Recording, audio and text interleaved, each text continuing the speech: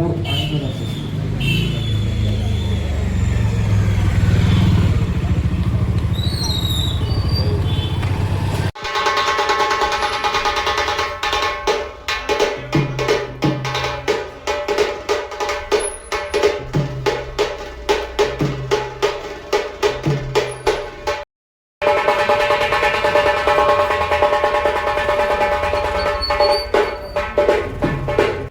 आज सूरज आणि आईंची संकष्टी चतुर्थी आहे, तर त्यांच्यासाठी खास आपण साबुदाण्याची खिचडी करूयात आणि त्याची रेसिपी बघूया.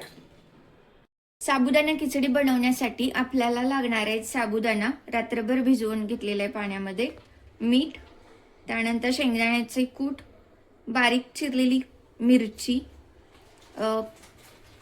त्यानंतर बटाटा घेतलेला आहे आणि तेल.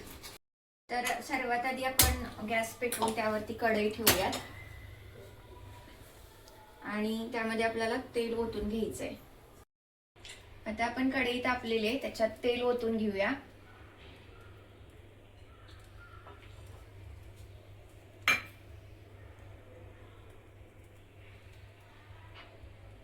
आणि आपल्याला त्याच्यामध्ये सगळ्यात आधी हा बटाटा भाजून घ्यायचा आहे.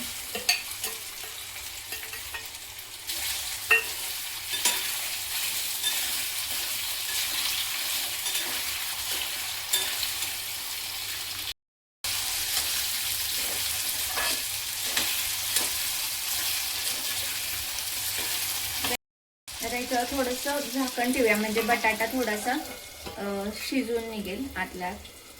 आणि गॅस बारीक करायचा आहे. 2 मिनिटं झालेली आहेत, आपला बटाटा आता शिजलेला असेल. तर आपण हे टोपण उघडून बघूया. तर बटाटा थोडाफार शिजलेला आहे. एकदा हलवून परतून घ्यायचा खालीवर. आणि हा बटाटा आपल्याला एका प्लेटमध्ये पुन्हा काढून घ्यायचा आहे. हा बटाटा बाजूला एका प्लेटमध्ये भाजलेला बटाटा काढून घेतलेला आहे. त्यानंतर उरलेल्या तेलामध्ये आपल्याला ही मिरची बारीक चिरलेली टाकून घ्यायची.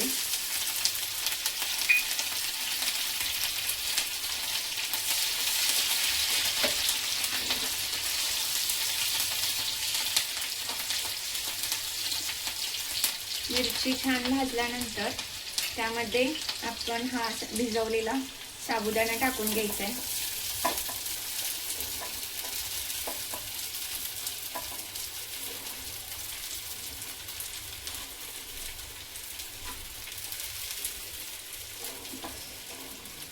आता हे सर्व आपण एकजीव करून घ्यायचं, मिरची आणि साबुदाण्याचे मिश्रण. आता आपण हे 5 मिनिटं झाकून ठेवूया.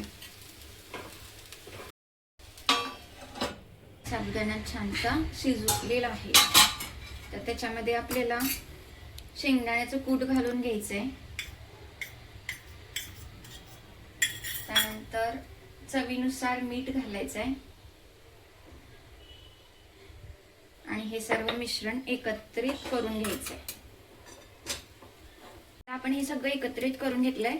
सुरुवातीला आपण जो बटाटा भाजला होता तो ह्यामध्ये टाकून मिक्स करून घ्यायचंय. आपण हे सर्व मिश्रण आता बटाटा, मिरची, साबुदाणा, मीठ आणि शेंगदाण्याचं कूट हे सर्व एकत्रित करून घेतलंय. आणि अशा रीतीने आपली साबुदाणा खिचडी तयार आहे. तर आपली ही साबुदाणा खिचडी तयार आहे. आपण आईंना विचारून बघूया ह्याची टेस्ट कशी झाली आहे.